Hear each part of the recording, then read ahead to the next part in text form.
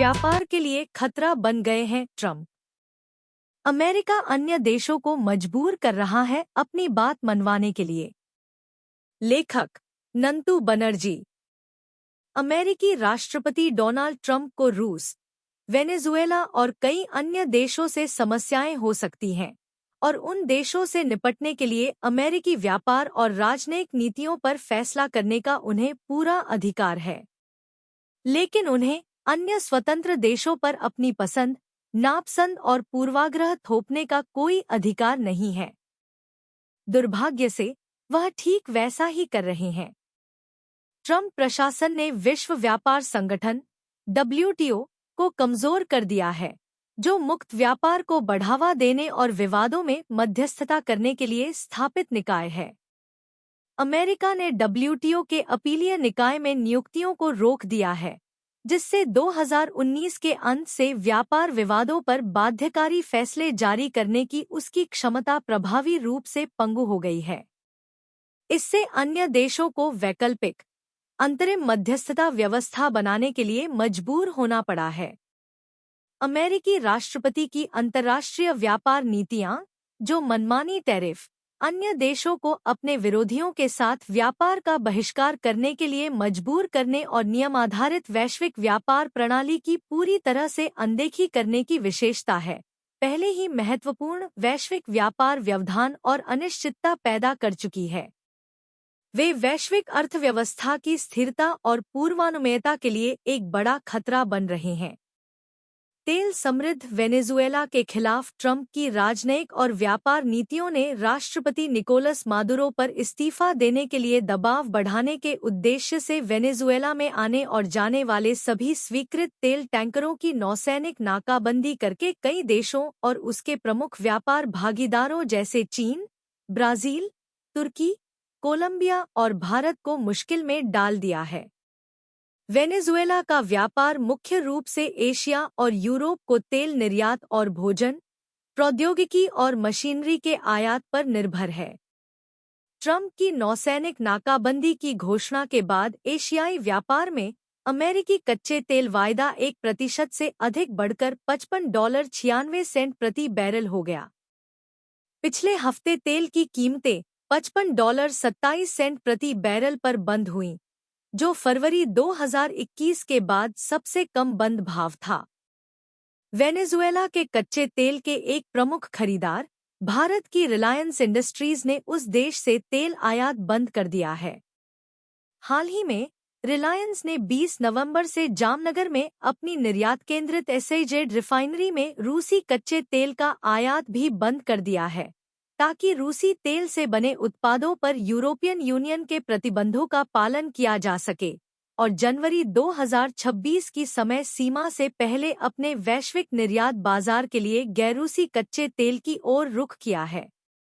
अमेरिकी राष्ट्रपति बहुपक्षीय व्यापार प्रणाली के बजाय द्विपक्षीय व्यापार समझौतों को ज्यादा पसंद करते हैं, जिससे एक अनुमानित नियमों पर आधारित व्यवस्था की जगह एक शक्ति आधारित प्रणाली आ रहा है, जहां बड़ी अर्थव्यवस्थाएं ज्यादा दबाव डाल सकती हैं।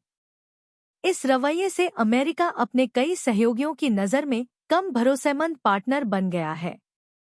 अमेरिकी नीति से वैश्विक व्यापार में अनिश्चितता आ रही है, क्योंकि वह लगातार व्यापार नीतियों में बदलाव कर रहा है और नए टैरिफ की धमकी का इस्तेमाल करके बाजार में अस्थिरता पैदा कर रहा है, जिससे व्यवसायों के लिए लंबी अवधि की योजना बनाना मुश्किल हो रहा है।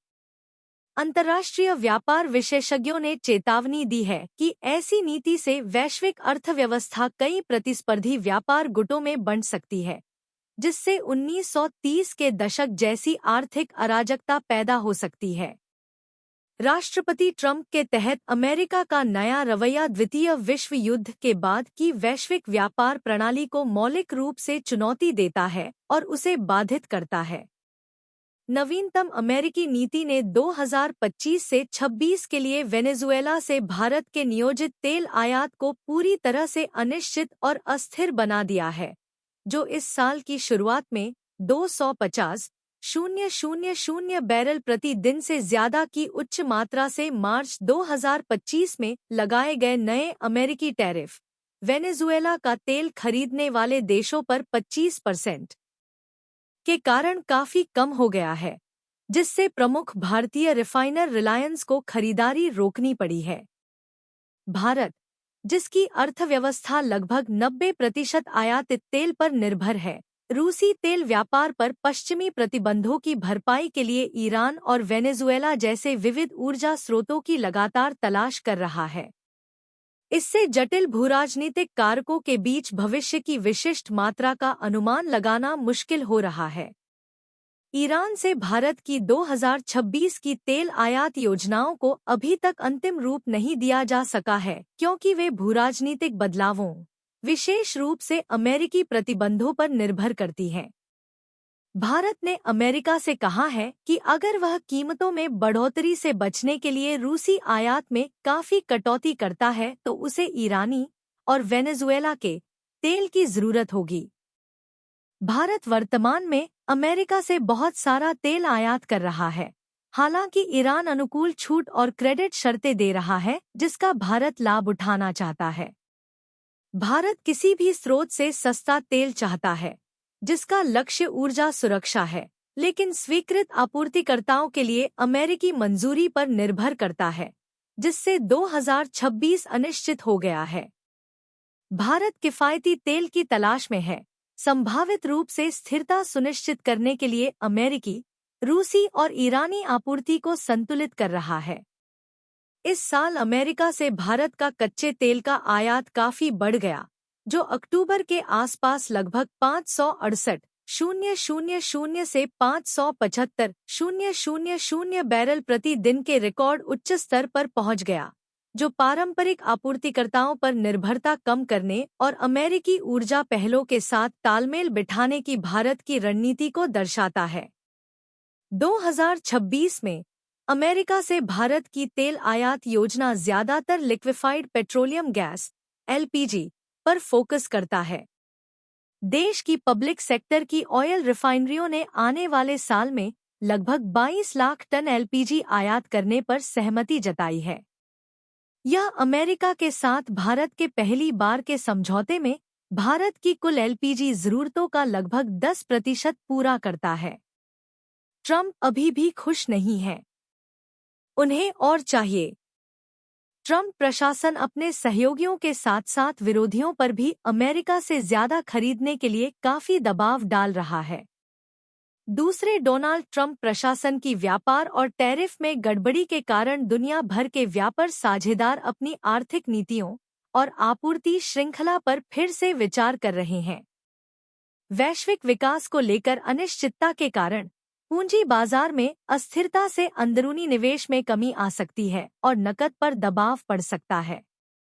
ऊर्जा क्षेत्र, जो खाड़ी देशों की अर्थव्यवस्थाओं के साथ साथ भारत और चीन जैसे बड़े उपभोक्ताओं के लिए एक महत्वपूर्ण आधार है, कई तरह के जोखिमों का सामना कर रहा है।